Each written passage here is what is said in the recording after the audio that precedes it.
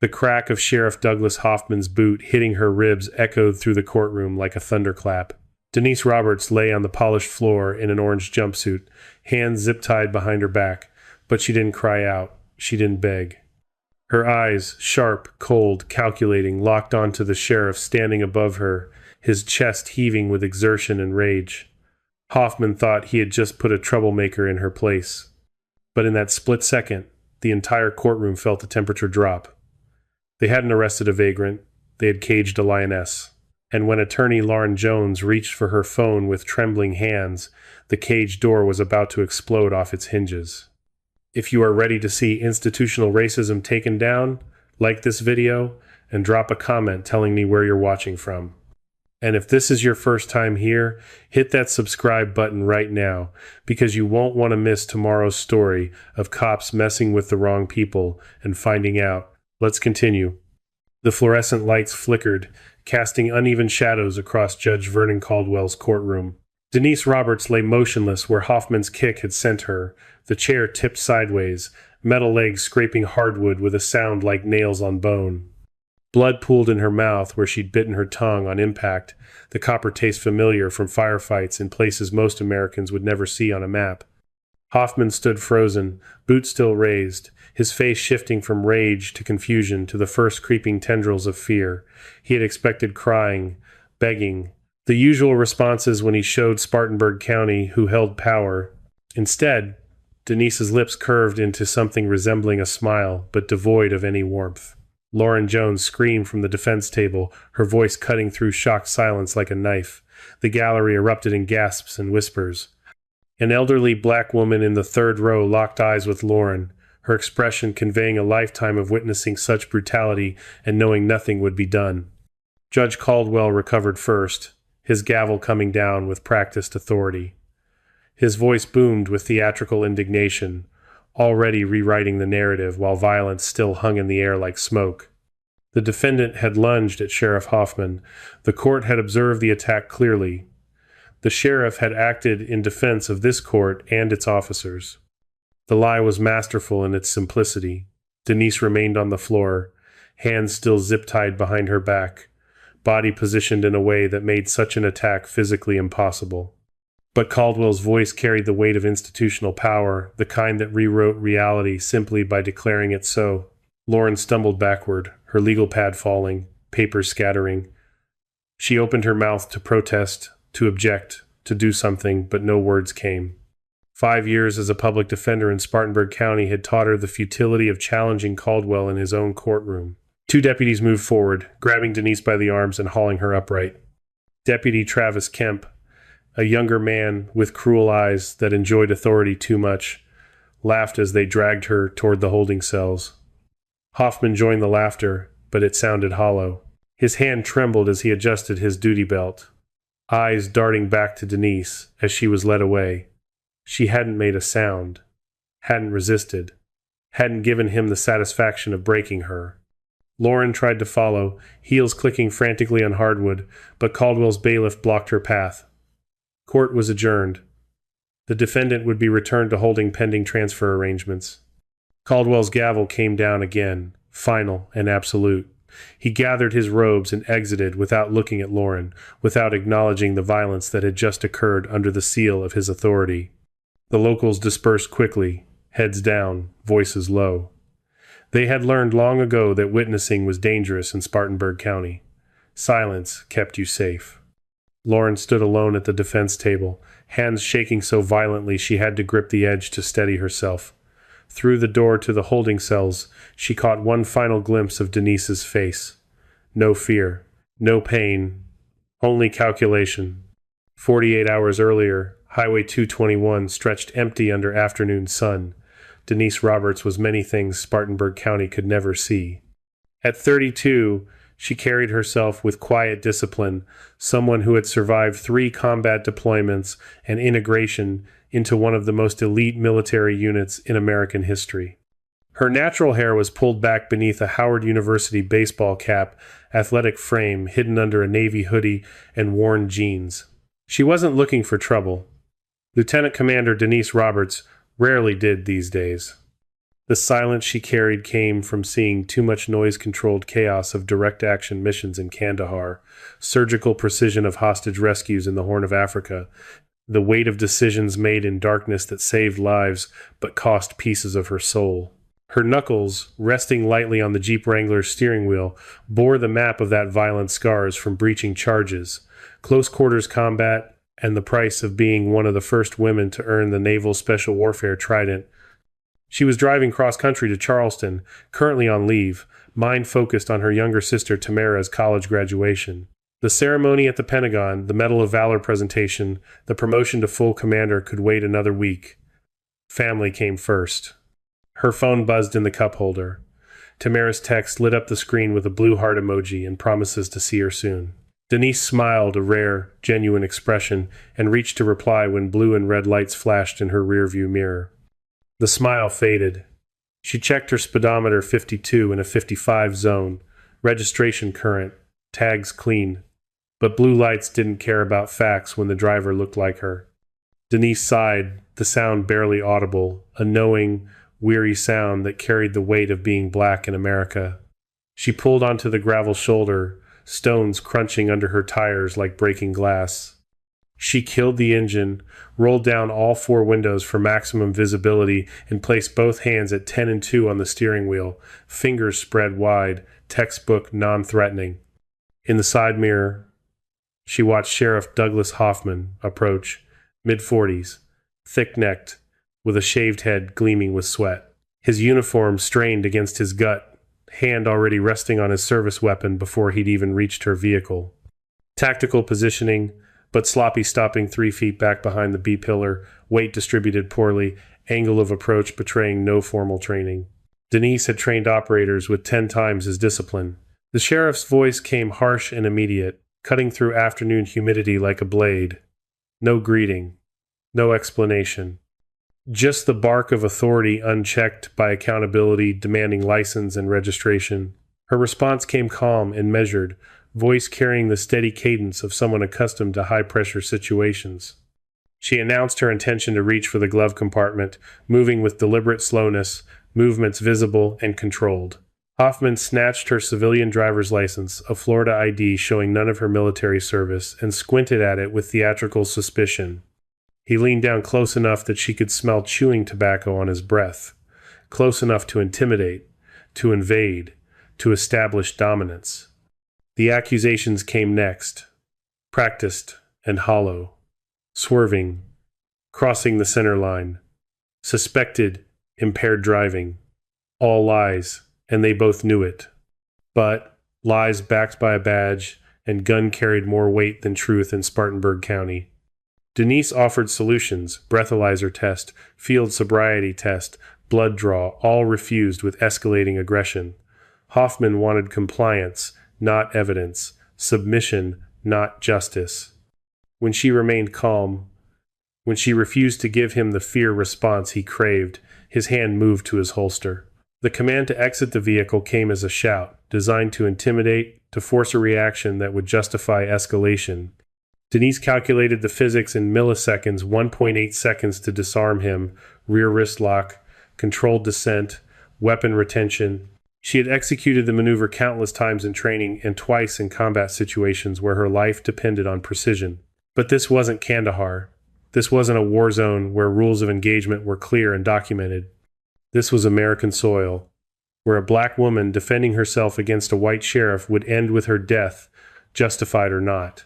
So she chose submission. Strategic, calculated submission, the kind that survives to fight another day. She unbuckled her seatbelt and stepped out slowly, movements controlled and visible. At 5 feet 9 inches, she stood nearly eye level with Hoffman, her frame solid and athletic beneath civilian clothes. The sheriff blinked, momentarily surprised by her physical presence, by the quiet strength that radiated despite the deliberate non-threat posture. His boot came next, kicking her feet apart with unnecessary force. His hands followed, rough and invasive, conducting a pat-down that lingered longer than tactical necessity required. Denise's jaw tightened imperceptibly, breathing remaining controlled, even as his hands violated boundaries. even as he demonstrated the casual cruelty of power unchecked. He found her wallet. He found the envelope tucked in her back pocket, the letter from the Secretary of the Navy regarding her Medal of Valor ceremony and promotion, but Hoffman didn't open it, didn't read it. Just crumpled it and shoved it into his own pocket, already calculating its value in whatever corrupt system governed Spartanburg County. The charges came rapid fire: DUI, reckless driving, resisting arrest. The last was particularly absurd given that Denise hadn't moved except as instructed, hadn't spoken except to answer direct questions, hadn't given any cause beyond Hoffman's need to justify escalation. Hoffman wrenched her wrists behind her back, zip ties cutting into her skin with practiced cruelty. He shoved her toward his cruiser, her head barely missing the doorframe, a calculated near miss designed to intimidate without leaving marks that couldn't be explained away. As Denise settled into the caged back seat, Hoffman's radio crackled to life. His voice carried false authority mixed with genuine excitement as he reported the arrest. The phrase "Live One" stood out, laden with implications Denise immediately recognized. This wasn't random. This was systematic. This was a machine, and she had just been fed into it. She leaned her head back against the cage, closed her eyes, and began the breathing exercises from basic underwater demolition, SEAL training, in for 4, hold for 4, out for 4. The rhythm steadied her heart rate, cleared her mind, allowed her to begin tactical assessment. Hoffman had made several critical mistakes. He had falsified probable cause on a traffic stop with dashboard camera footage. He had destroyed federal correspondence. He had mentioned a judge by name, suggesting coordination. He had used the phrase "Live One," indicating this was part of a pattern. And most critically, he had assumed the woman in his back seat was powerless. That assumption, more than any other, would prove catastrophic. 36 hours in Spartanburg County Detention Center had taught Denise what she already knew from survival training. Isolation was a weapon, and the people wielding it believed psychological warfare could break what physical torture could not. They were wrong. The holding cell reeked of industrial cleaner attempting to mask decades of human despair. The metal bench offered no comfort, its surface cold and unforgiving against the thin orange jumpsuit issued after processing. The fluorescent tube overhead buzzed with irregular electricity, casting harsh light that prevented any real rest. But Denise sat with perfect posture, spine straight, breathing controlled, mind cataloging every detail with the precision of an intelligence operative documenting enemy positions. 4 times she had requested her one phone call, her constitutional right, guaranteed by the same system these people claimed to represent. 4 times Deputy Travis Kemp had appeared with that cruel smirk young men in uniform adopt when they mistake authority for strength, claiming the phone system was down due to budget cuts. The lie was lazy, delivered without even attempting conviction. Denise had endured worse during SARE training.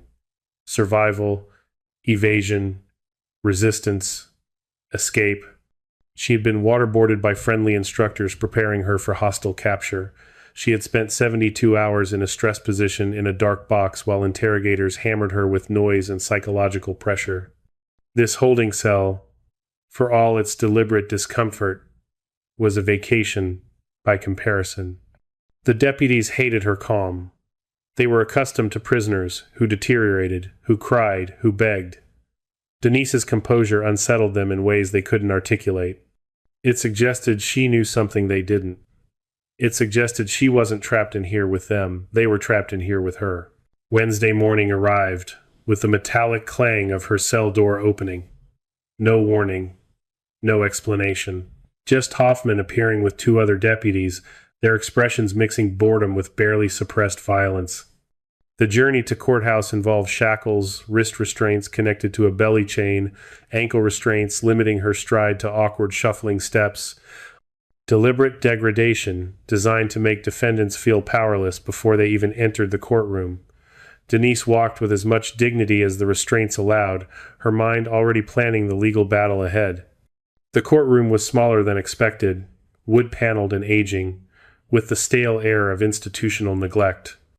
At the defense table sat a young black woman drowning in an oversized blazer, surrounded by disorganized case files and the exhausted demeanor of someone fighting a war they knew they couldn't win. Lauren Jones looked up as Denise was led to the defense table, and something flickered in her eyes. Surprise, perhaps, at Denise's controlled bearing despite the circumstances. The deputies uncuffed one wrist only to immediately zip-tie both hands to the chair's arms, ensuring Denise remained physically controlled even in the courtroom. Lauren leaned close, voice dropping to a whisper, barely audible over the courtroom's ambient noise. The briefing came rapid and defeated. She had received Denise's case file only 10 minutes prior, barely enough time to read the charges, much less prepare any meaningful defense. Hoffman's report painted a damning picture. Drunk driving, assault on an officer, resisting arrest. Lauren's recommendation came weighted with resignation. Plead guilty to the DUI. Accept 6 months. It was the best option against Caldwell's reputation and Hoffman's testimony. Denise's response came quiet but absolute, carrying a certainty that made Lauren pause mid-breath. Her follow-up, the statement about what would have happened if she had actually assaulted Hoffman, wasn't bravado. It was simple fact, delivered with the matter-of-fact tone of someone stating operational reality. Lauren froze, studying her client with new eyes. The scars on Denise's knuckles, the controlled breathing, the tactical awareness evident in how she assessed the room. Something was different about this woman. The bailiff's voice cut through Lauren's assessment, announcing Judge Vernon Caldwell's entrance with practiced formality. The courtroom rose as Caldwell swept through the door behind the bench, with theatrical self-importance. Silver-haired and granite-faced, he carried himself with absolute authority of someone who had never faced meaningful challenge to his power. The charges rolled out with bureaucratic efficiency. DUI, reckless endangerment, assault on a law enforcement officer. Each one a lie, each one backed by Hoffman's authority and Caldwell's predetermined conclusions. Lauren entered the not guilty plea with a trembling voice that betrayed her lack of hope. Caldwell peered over his reading glasses at Denise with theatrical skepticism. Hoffman's report earned praise for its thoroughness, its detail, its clear documentation of a dangerous criminal threat neutralized by professional law enforcement. Denise spoke then, her voice cutting through the courtroom's stale air with the clarity of someone accustomed to giving reports under pressure. She challenged the report's validity with precision, citing specific constitutional violations, Fifth Amendment due process, Sixth Amendment right to counsel, with the fluency of someone who had actually studied the document rather than just referenced it in abstract.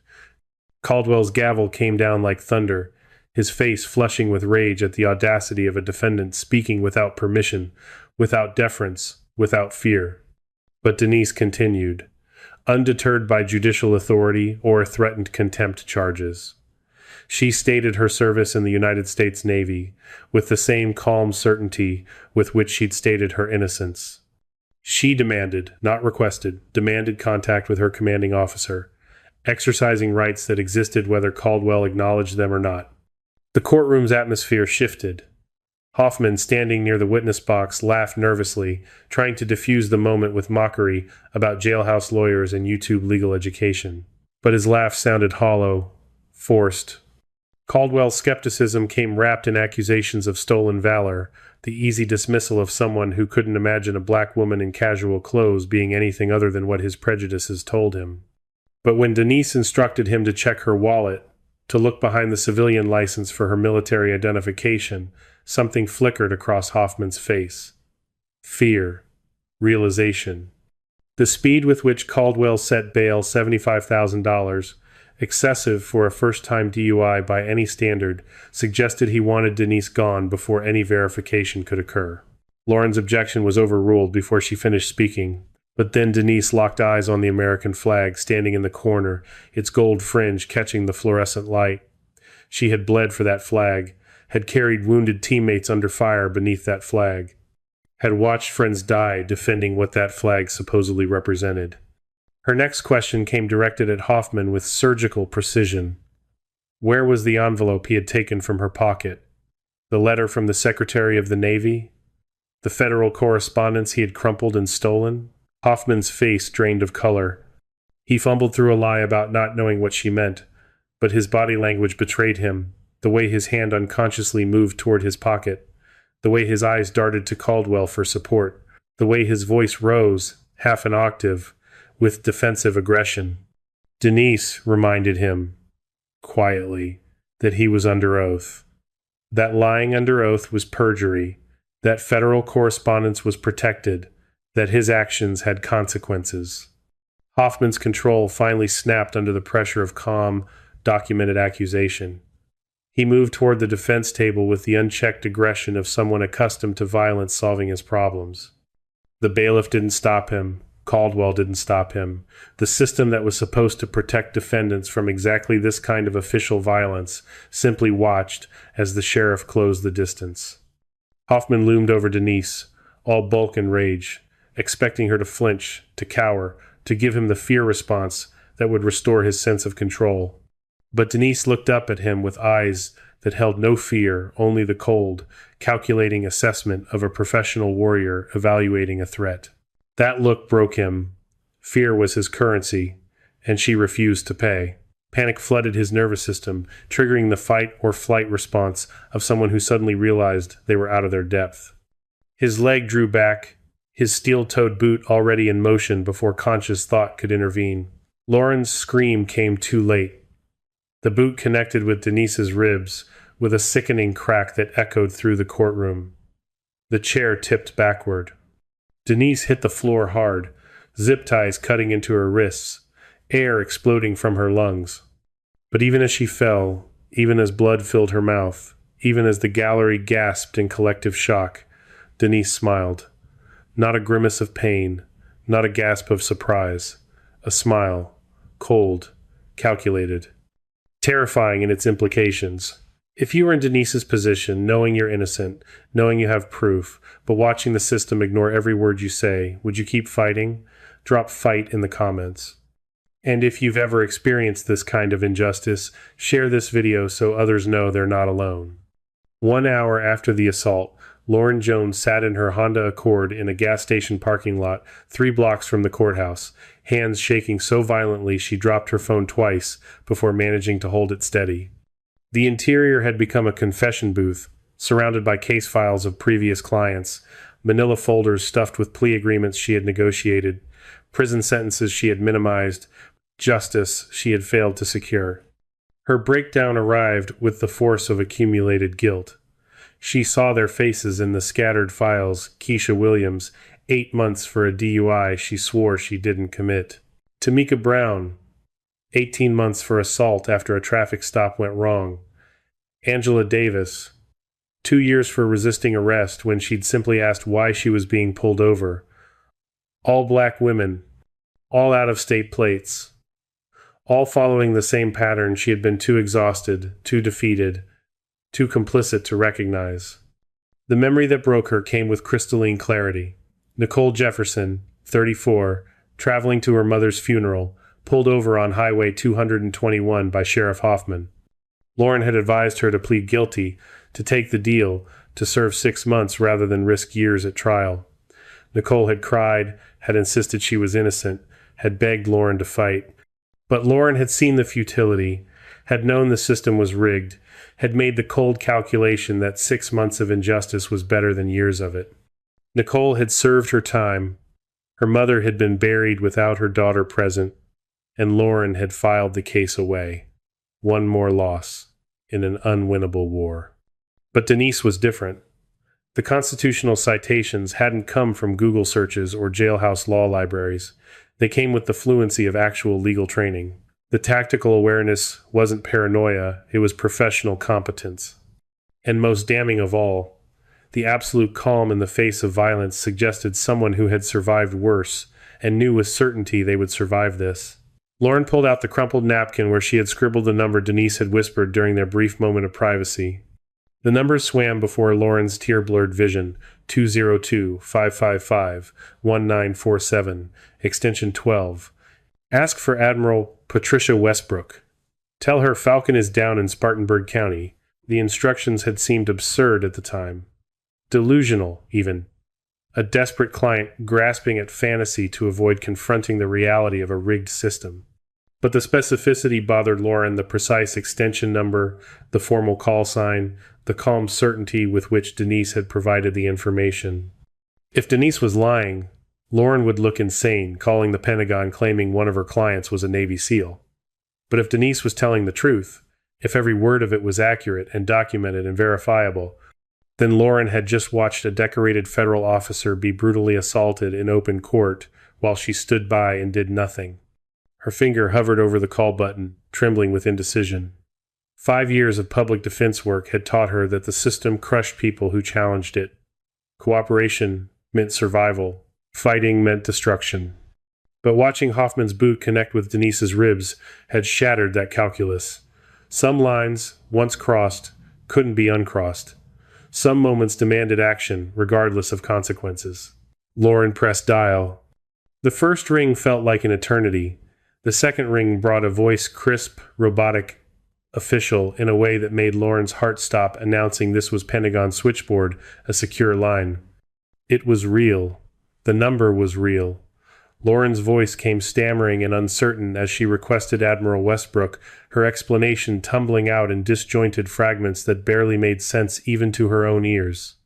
The operator's questions came professional and thorough, asking for verification details Lauren struggled to provide. Then came the instruction that sent ice through her veins. Hold the line. Do not hang up. Tracing location for verification. Lauren's panic spiked. Was she in trouble? Had she just committed some federal crime? But she held the line as instructed, her heart hammering against her ribs with enough force she could hear it over the static. The voice that came next carried weight, not volume, but authority so absolute it required no reinforcement. Admiral Patricia Westbrook introduced herself with military efficiency, her first question cutting straight to the operational core, asking where Lieutenant Commander Roberts was located. Lauren's explanation tumbled out: county jail, false arrest, courtroom assault, judge covering for the sheriff, each word feeling simultaneously inadequate and damning. She was reporting federal crimes to a federal officer. She was burning every bridge she had in Spartanburg County's legal system. She was choosing sides in a war she couldn't win. But Westbrook's response made clear that Lauren had already won. The Admiral's voice dropped to something dangerous, something controlled and surgical that suggested consequences beyond Lauren's imagining. Questions about Denise's condition came with the precision of a commander assessing operational status. Then came the explanation that confirmed everything. Lieutenant Commander Denise Roberts, Naval Special Warfare, Tier 1 clearance. Everything Denise had said was true. Every word. Every claim. Every instruction. Lauren had just watched one of America's most elite warriors be kicked while handcuffed in a county courthouse, and the people responsible had no idea what they'd done. Westbrook's instructions came with military clarity. Return to your office. Wait. Do not go back to the jail. Do not speak to the sheriff. We're coming to get her. The line went dead, leaving Lauren in stunned silence, broken only by her own ragged breathing. 3 miles away, Sheriff Douglas Hoffman sat in his office with Deputy Travis Kemp, celebrating their courtroom victory with the easy confidence of men who had never faced meaningful consequences. They discussed the quarterly quota, how many more arrests they needed to satisfy Caldwell's requirements, how the judge's re-election campaign needed successful convictions. Hoffman's radio crackled with a frantic voice from County Airstrip Control reporting military aircraft inbound. 3 Black Hawks and a C-130 Hercules, landing on Highway 221. Hoffman's blood went cold. The windows began to vibrate before he could respond. A low thrumming that started as barely perceptible sensation and built with terrifying speed into a rhythmic thump, thump, thump that rattled the coffee mugs on Hoffman's desk. Kemp jumped to his feet, eyes wide, moving toward the window with the jerky movements of someone whose nervous system had triggered fight or flight. The 3 Black Hawk helicopters came in low dangerously, insanely low, their rotors so close to the buildings that debris kicked up from the streets in swirling clouds. Civilians scattered, looking up with phones raised, filming the impossible sight of military aircraft conducting what looked like a combat insertion over a quiet South Carolina town.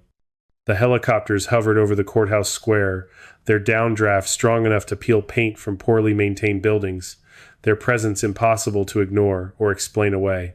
Hoffman's radio exploded, with traffic deputies calling in from patrol positions, dispatch trying to make sense of conflicting reports, state troopers announcing that Highway 221 had been shut down by federal authority. Hoffman grabbed his duty belt, shouting for all available deputies to arm up with shotguns. Whatever was happening, he was still sheriff of Spartanburg County. This was his town, his jurisdiction. The convoy appeared at the end of Main Street, like an advancing army. 4 black SUVs with government plates and red and blue strobes flashing. An armored troop carrier that looked like it belonged in Baghdad, not South Carolina. 2 military Humvees with gunners manning turrets, their weapons pointed skyward but carrying unmistakable threat. The vehicles stopped in a coordinated formation that spoke of military precision. The lead SUV's door opened before the wheels had fully stopped rolling. A black woman stepped out in navy dress blues, not the service uniform, but the formal dress uniform reserved for ceremonies and official occasions. 4 stars gleamed on her shoulder boards, admiral's insignia, command presence that needed no introduction.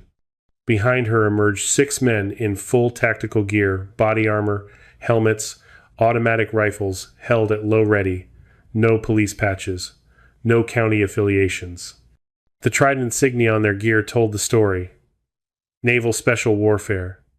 SEALs. Hoffman and 4 deputies stood on the station steps, shotguns raised with shaking hands, facing an overwhelming force they had no capability to resist.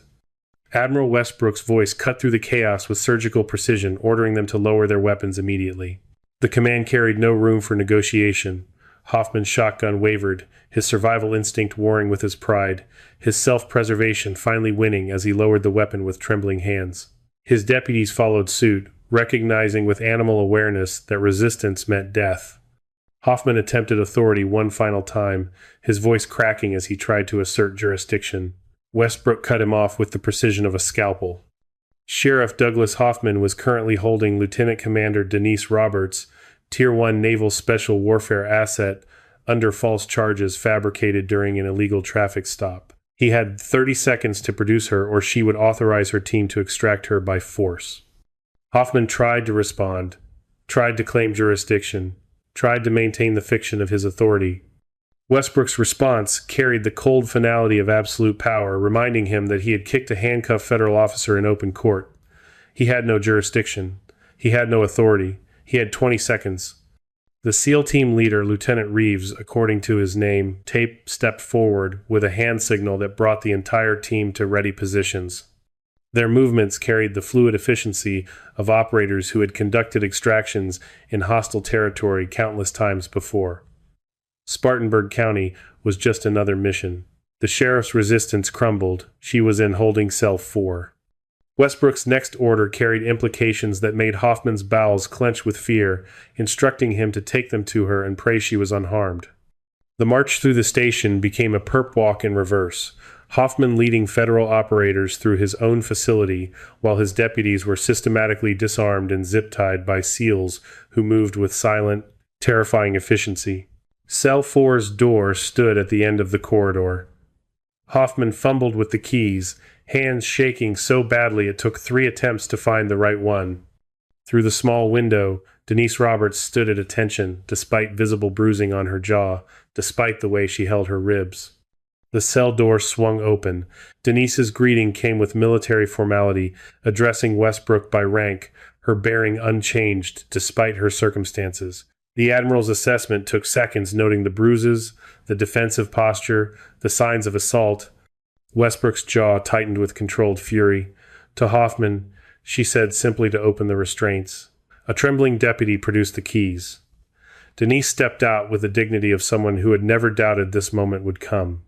Her first words were tactical permission to retrieve her personal effects, specifically the letter regarding her upcoming ceremony. Westbrook's order to her team carried the weight of impending discovery, instructing them to find it and search everything. The hunt had just become a reckoning. Commander Ellis from the Navy's JAG Corps arrived within minutes, carrying a briefcase that contained electronic warrants backed by federal authority. The warrant for dashboard camera footage came with technical support cyber specialists who bypassed the supposed system error that had deleted Hoffman's recording in under 3 minutes. A large screen materialized in the station's main room, the footage loaded with damning clarity. Highway 221 appeared on screen. Denise's silver Jeep drove with textbook precision, no swerving, no crossing the center line, no erratic behavior. The timestamp showed her speed, 52 miles per hour in a 55 zone. Every traffic law obeyed. The audio captured Hoffman's escalation in real time, his aggressive approach, his false accusations, his refusal of tests that would have exonerated her. The camera angle caught him pocketing the envelope without reading it, caught him calling dispatch about a live one, caught him coordinating with Judge Caldwell before charges had even been filed. Then came the courtroom security footage. The assault played out in brutal high-definition Hoffman's boot, connecting with Denise's ribs while her hands remained zip-tied to the chair, the impact forcing her backward, the way she hit the floor without ability to break her fall. And most damning, Judge Caldwell watching the entire sequence, flinching at the violence, then settling back into his chair with practiced ease. His voice came through, clearly claiming the defendant had lunged, and the officer was protecting the court. A lie so blatant, so documented, so completely demolished by video evidence that no amount of legal maneuvering could salvage it. Hoffman's face drained of all color as he watched his career, his freedom, his entire life collapse in real time. Commander Ellis approached with federal arrest warrant in hand, reading charges. Deprivation of rights under color of law, assault on a federal officer, kidnapping under federal statute, conspiracy to commit civil rights violations. Miranda rights followed. Hoffman's knees gave out midway through his body, recognizing defeat before his mind could process the magnitude of his destruction. Deputies throughout the station faced similar arrests. Travis Kemp, 3 others involved in processing Denise, all facing federal charges that would bypass the local justice system they'd corrupted. The convoy moved to the courthouse where Judge Vernon Caldwell sat in his chambers, frantically dialing the governor's personal cell. The conversation didn't go as planned, the governor's chief of staff delivering a terse statement about having no comment at this time, the political distancing happening at light speed. Caldwell's door didn't receive the courtesy of a knock. It simply burst inward, seals flowing through with tactical efficiency. Admiral Westbrook entered behind her team, her presence filling the wood-paneled chamber with authority that made Caldwell's decades of judicial power seem quaint by comparison. Federal arrest warrant was served with clinical precision. The charges exceeded even Hoffman's running a criminal enterprise under RICO statutes, human trafficking, multiple counts of civil rights violations, kidnapping, conspiracy, falsification of government records. Caldwell's attempted protests about judicial immunity died under the weight of documented criminal enterprise. Commander Ellis delivered the death blow with bureaucratic efficiency, stating they would let the evidence speak. The perp walk through the courthouse became a moment of historical significance for Spartanburg County. Locals who had suffered under Caldwell's corrupt reign watched their untouchable judge marched out in zip ties, his robes left behind, his authority stripped. Camera phones captured every moment, the footage already spreading across social media with the viral intensity of justice, finally, undeniably served. But the true scope of the conspiracy revealed itself at Palmetto Corrections LLC headquarters, an industrial complex on the edge of the county that operated with the discretion of organizations that profit from suffering. SEALs and FBI agents descended on the facility simultaneously, overwhelming private security forces who recognized immediately that resistance would be professionally ended. Inside the warehouse, the evidence materialized with sickening clarity. Denise's Jeep sat among rows of seized vehicles, each one tagged for auction, with estimated values split between Caldwell's private corporation and Spartanburg County's general fund. Electronics, jewelry, cash, personal belongings, all organized with the efficiency of a criminal operation masquerading as law enforcement. The main office held the systematic documentation of conspiracy, filing cabinets full of victim records, computer servers containing databases that FBI cyber specialists secured with practiced speed. Commander Ellis, examining the main terminal, discovered what could only be described as human trafficking logistics. 847 victims over 6 years. Each entry detailed with corporate precision names, assets, sentences, profit margins calculated with the cold efficiency of a business model built on human suffering. Internal memos revealed the targeting strategy with chilling specificity. Black females, out-of-state plates, traveling alone, ages 25 to 40, no visible wedding ring.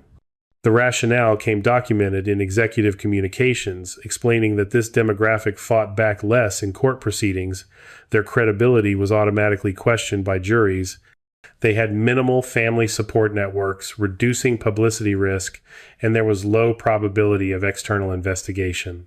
They had turned systemic racism into a business model, weaponizing prejudice for profit with the same analytical approach corporations use to maximize quarterly earnings. Financial records showed $12.3 million in seized assets over 6 years. Judge Caldwell's ownership documents removed any doubt about conspiracy. He owned 80% of Palmetto Corrections through a network of shell companies. The profit-sharing agreements between Caldwell, Hoffman, and corrections executives laid out the entire operation with the clarity of a business plan, because that's exactly what it was. Denise's file appeared in the database, her entry recent and optimistic, describing Subject D. Roberts, with an estimated asset value of $45,000, including vehicle, cash, and personal valuables. Risk level medium. Profile matches target demographic, black female, out-of-state tags, traveling alone, no visible support system.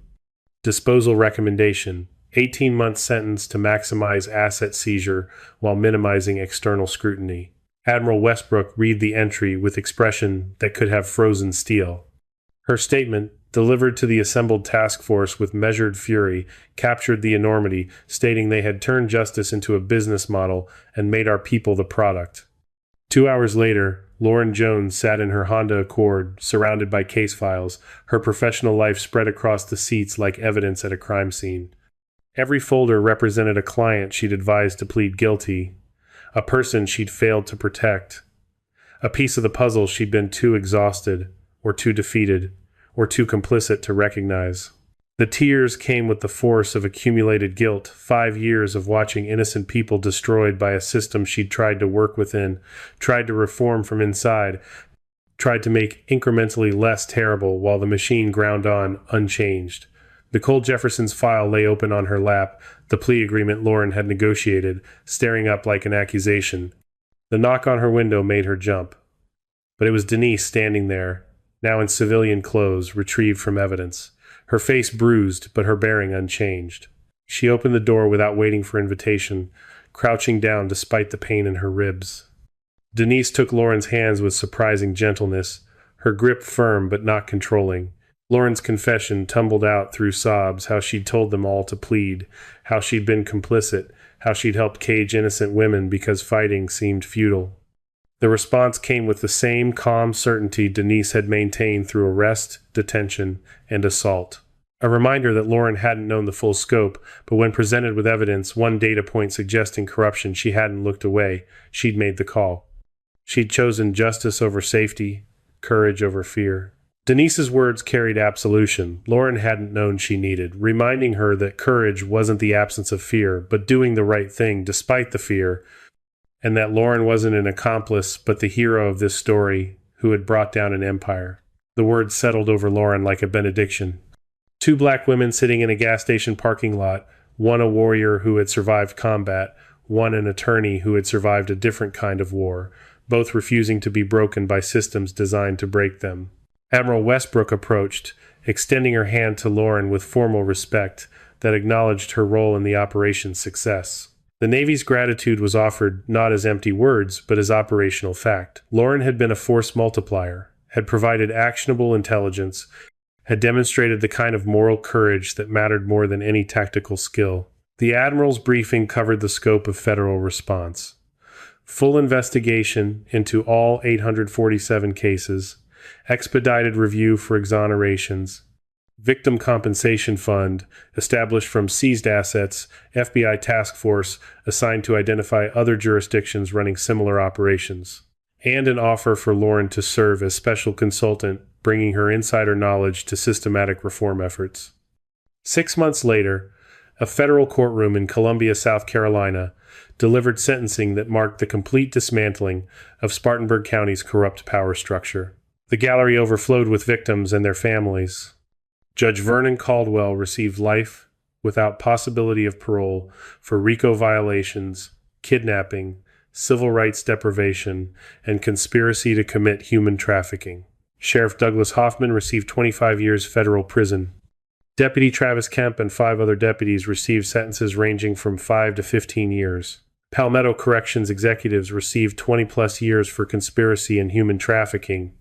Asset forfeiture of $12.3 million established a compensation fund, supplemented by additional federal resources to provide counseling, legal support, and restitution. 823 convictions were vacated. The remaining 24 cases had legitimate charges that survived scrutiny, but 823 innocent people were freed from records that had destroyed their lives.